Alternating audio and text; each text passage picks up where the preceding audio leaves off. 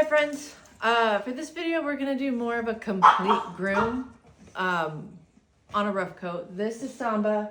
She's 9 months old. What we're going to go over really quick is you don't groom every dog the same. Not all grooms fit all. You have to look at your dog with a neutral eye and be unbiased about what their strengths and their weaknesses are. So there are things about this bitch that I really, really like. There are things about this bitch that I hope to improve in the next generation. I would like a larger head. So all of this needs to be taken down quite a bit to make her head look larger than it is. She has a nice top line, but she has a low tail set. So while I'm gonna keep this as even as possible, I'm probably gonna leave a little bit more weight here just to kind of shore that up. She's got really nice angles, in my opinion. She's got nice return of upper arm. She has a nice front. She's got nice rear angles, but she's a little bit long in loin. So that's another reason that we'll take weight. All this hair back here doesn't need to be here. All this hair up here, because she's got a nice front and nice angles up front. Now, if you've got a dog that has a straighter front or it doesn't have a lot of return of upper arm, then you might leave a little bit more hair on the chest to give the illusion and give you a better outline. There is an article that was written by Nancy Brooks a long time ago where she shows the diamond on the back of the neck and the shoulder. So the diamond starts at the base of the skull and it comes past the shoulder blades, a couple ribs down.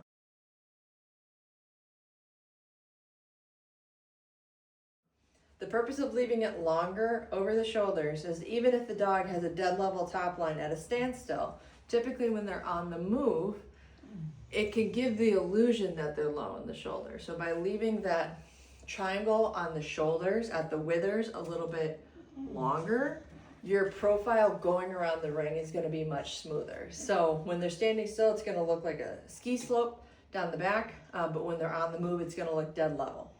I will show what tools I'm using as I go.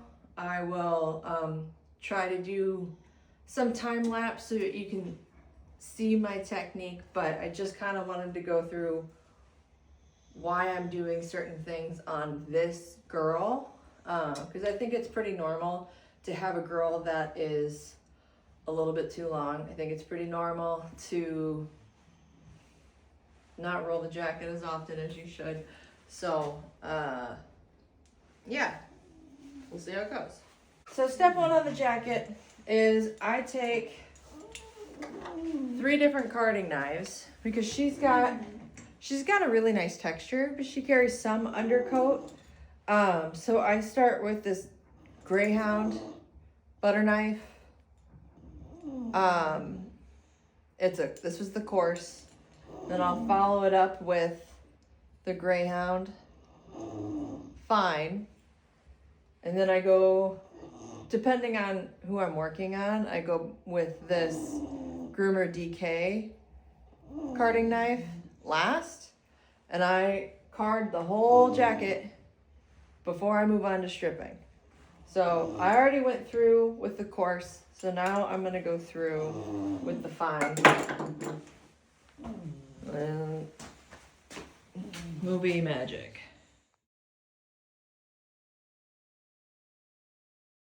I did just want to explain carding a little bit. So carding is the process of eliminating undercoat. So I don't know how well this is gonna show, but undercoat is a lot softer and usually lighter than the rest of your jacket. Let's see here. Oh boy. So you can kind of see there's very few guard hairs in there. The guard hairs are much darker. So a cut will come every time you card, but for the most part, it's going to be this really soft, cottony stuff that you're removing. There we go. When you're done carding, then all you really got left is your layers, if you've got them, and your top coat. So when you're carding, you really should not be getting guard hairs. You should just be getting this light, fluffy stuff. So by removing it, You're giving your jacket, it's gonna look richer in color, and it's gonna be more uniform, hopefully more uniform when you're done stripping. This is a day and a half later because so we finished carding a day and a half ago.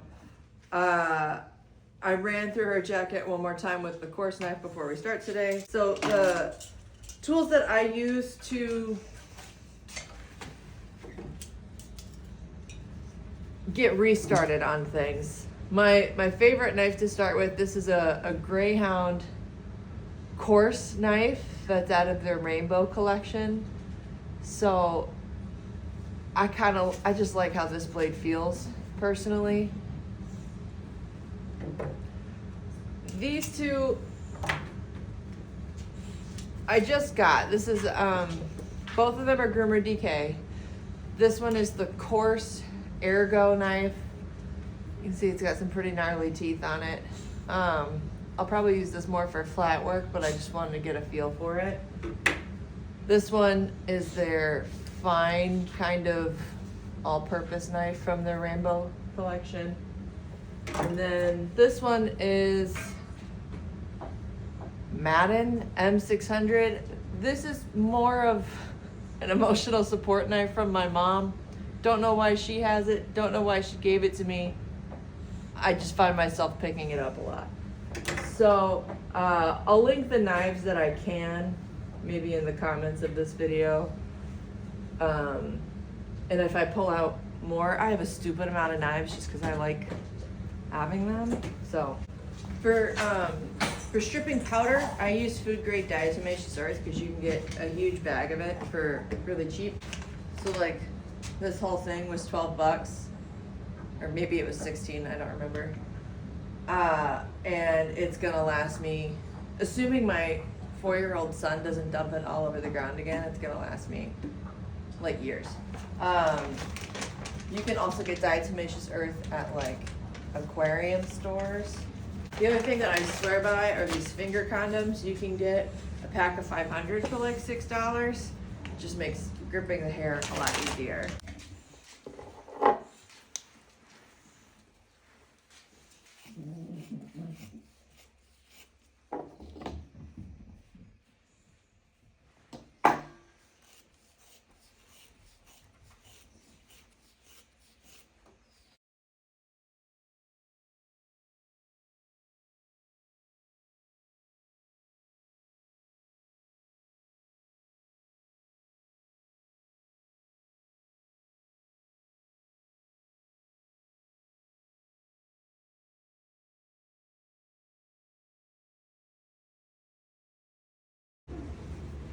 I'm gonna splice in another image, but what I'm working on right here is basically this line from the base of the ear down to the shoulder. This section right here, I'm trying to get really tight.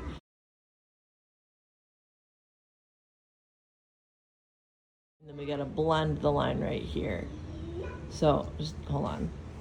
Okay, so now we've been working on this a little bit. We've gotten pretty naked, but that's because she doesn't have any established layers. So if we come back next week, this will be a little bit more filled in, and then I can get all this scraggly stuff, and we can start a better roll. She's clearly pleased with me.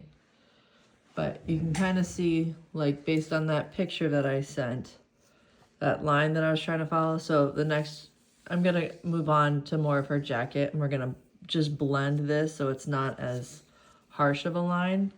And we'll keep going. To blend the line, I'm gonna use this Groomer DK Rock and Roller knife. We're just gonna take a little at a time. Make sure the skin is taut. Ta-da!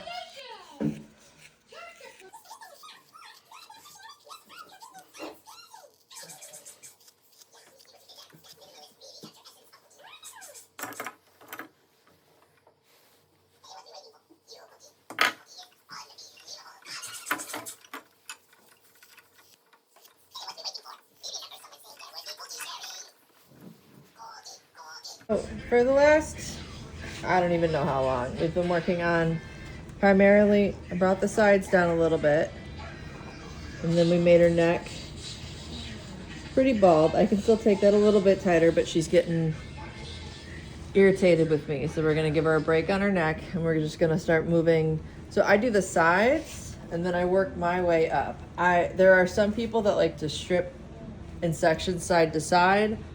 I end up, I think it's my skill level that I end up with like stripes. So I work front to back. I start up here, and then I just I push up and work my way back.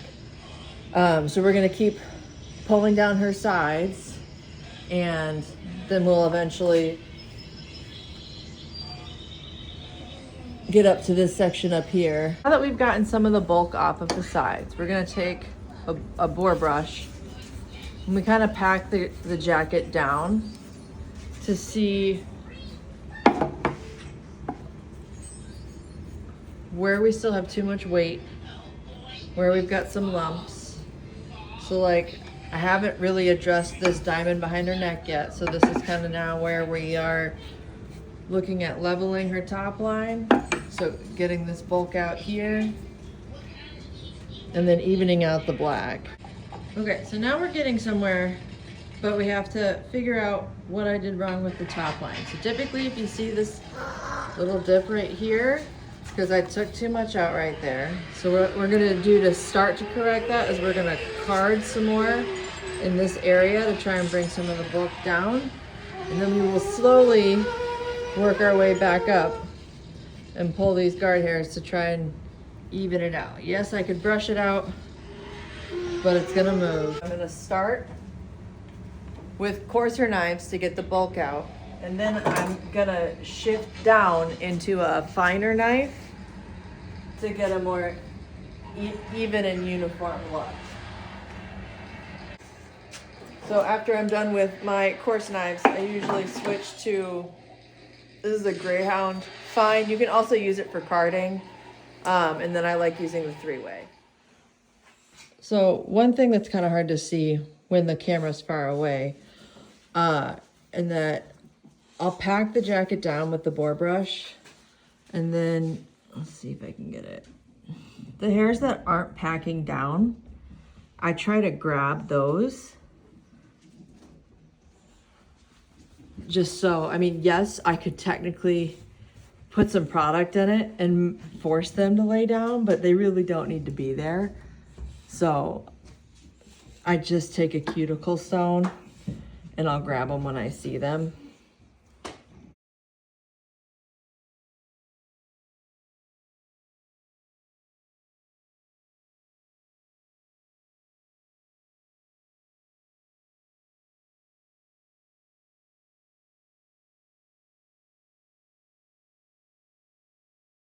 For the underline, because she's a little heavier than I would like, I'm gonna clip her this little turkey area right here, so her belly around her teats.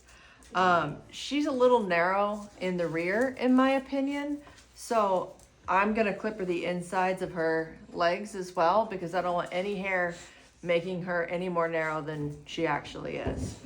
So I'm gonna clip her this little turkey right here, and then I'm gonna strip all this really tight here.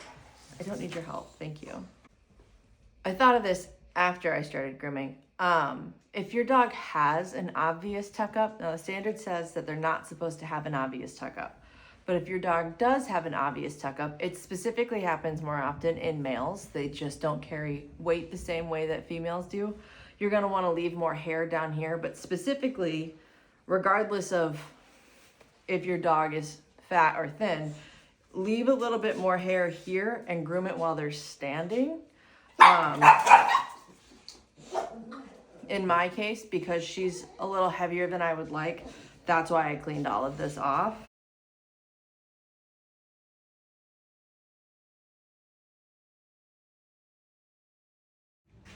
Some people may disagree with me on this, but I refuse to pull a butthole. So I clip her all the way down the back of the tail to the vulva.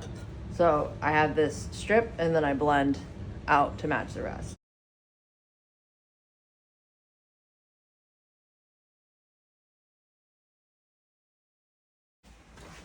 I got this contraption from Veins and Things. Vet wrap is optional. I just like pink. But it is nice to have an extra set of hands when you have a fussy anything.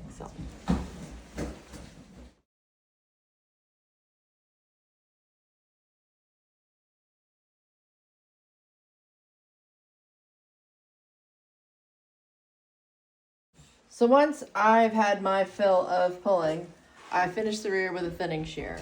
That is not the purest way to do it. It's just how I choose to do it. So there are people that 100% pull all of this. I am not one of those people. So do with that what you will.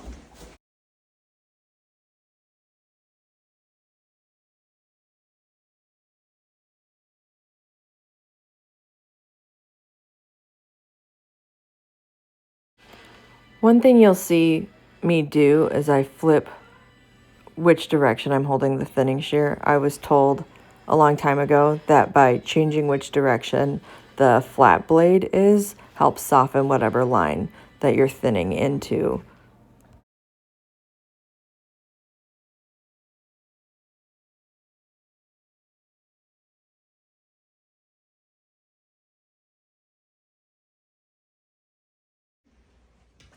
Now that I have done quite a bit of thinning, I'm gonna go back through and card it and try and get rid of any lines that I left with the shear to make it look as natural as possible.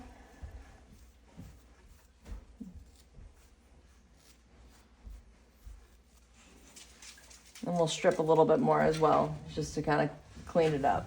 Okay, the last thing that I do, is furnishings. One, because I always forget, and two, I'm not very good at them. So at least in terms of her, she's 9 months old, so she doesn't have her adult coat. Right now, she has a very high concentration of furnishings down here and not a lot up here. So we are gonna try and just even it out. So it's just a lot of, I really like, I'll basically card down here to debulk it, and then it's all done with the cuticle stone, and then at the show I'll finish with a thinning shear. I'm not gonna do that today. My show is, this video is taking me like 4 days to make, so now the show is a week away, and furnishings are the hardest thing to grow, so I'm not gonna go nuts. Again, she's 9 months old. We're all learning together.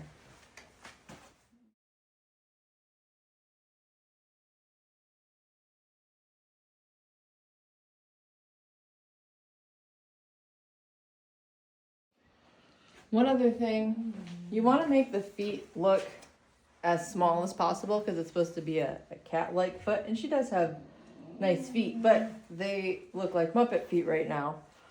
So typically after you finish doing their nails, you comb all the hair down, and then you can just take a shear and trim around the foot,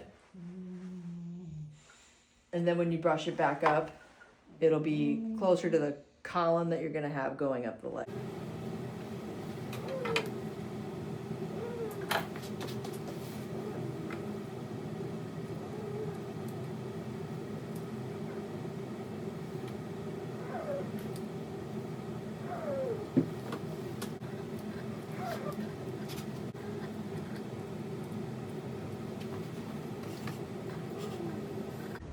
So this is the foot that I just did, and this is the undone foot.